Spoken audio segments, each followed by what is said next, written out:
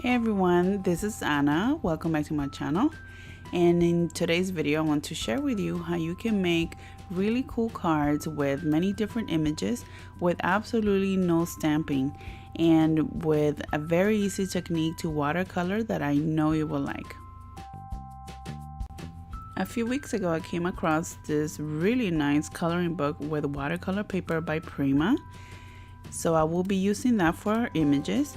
And I will be using these really nice watercolor pencils by Mondeluz. All of the products used in this video will be linked in the video description below. Here I wanted to show you the different images in this book, and what's really special about this book is the weight of the paper. It's super thick and it allows you to do watercoloring right on the book. You don't have to tear the page away if you don't want, and it will not bleed on the next page. And these are very nice watercolor pencils. You get 24 in the set, and this particular brand is made in the Czech Republic. These pencils can also be used for drawing, sketching, and coloring. I will be using this image for the card, and I will start by adding some color to one of the petals. And you will notice that I only add color to the very edge of the area, and then with water just blend the color in. This allows me to leave a little space towards the middle without color, and I feel that this allows me to give the image a lot more dimension. One other tip that I can give you is that whenever you're watercoloring, it's better to let it dry and then come back and give another layer of color. That way you could get many different shadows and all these other cool effects. You can also mix colors as you're coloring. Here I'm doing 2 and 3 different colors at a time, so I would recommend that you practice with many different combinations.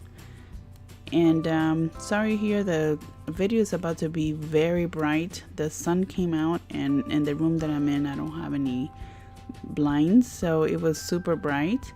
I usually don't do videos around this time of the day, but I had a little bit of time free, so I decided to go ahead and videotape. So just bear with me. There will be some clouds coming back in, so the lighting will be a lot better for the video.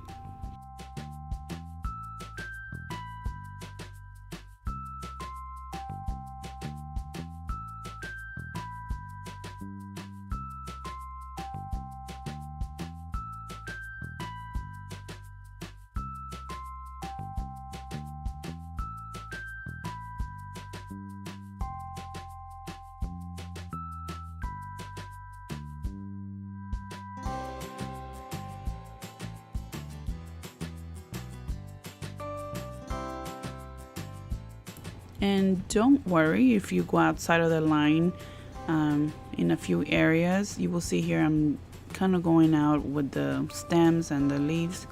It all works out at the end once you put the background color and then the edging that we will do on the images. So it all works out, no worries.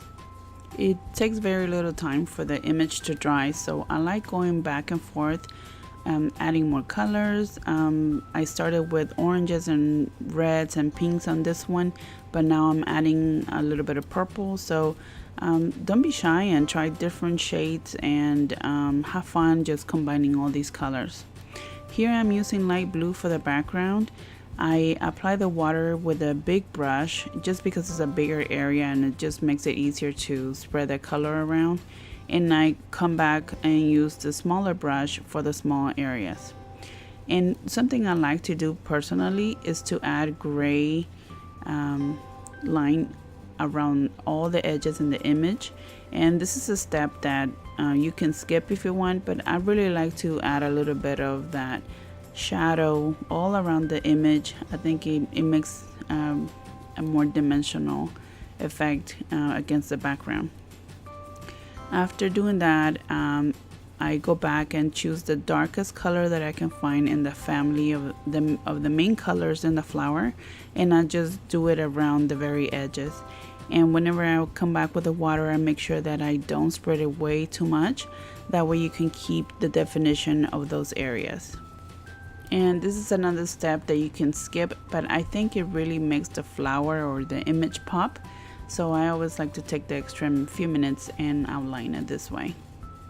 So one reason I really like coloring books for card making is that if you haven't really experimented much with watercoloring, or you're not really into flowers but you kind of want to try techniques, it's a good way for you to experiment and try things out without having to invest in a lot of new stamps that you may possibly not like later. So this is definitely a very cool way to get some beautiful images for your cards or any other projects. Here you see me adding a black mat around my image, and then it will be glued using some foam tape on a A2 size card.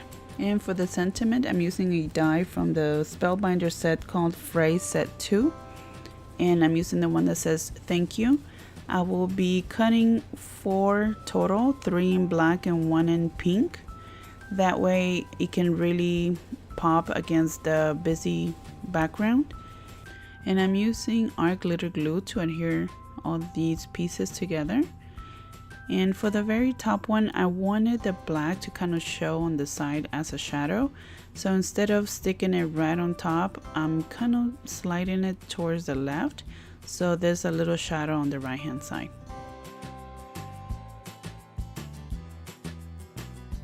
Then I will use some dimensionals to adhere it to the background.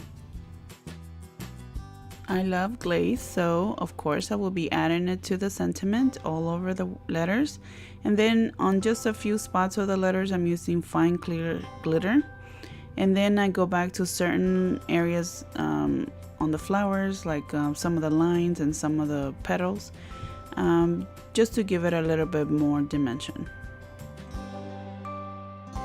I really like how the card came out. I think it's so much fun that I have so many more images available in the book that I can color and use for other projects. And I really enjoy using those color pencils by Mondeluz. They are very creamy and they blend very beautifully and easily. So it's a very quick and easy way for me to do some really nice watercoloring. I hope you enjoyed the video and that you give it a try. And of course, check out the video description below for more information. If you enjoyed the video, I would appreciate a thumbs up, and don't forget to share with your friends and subscribe to my channel. That way you won't miss any new videos coming up soon.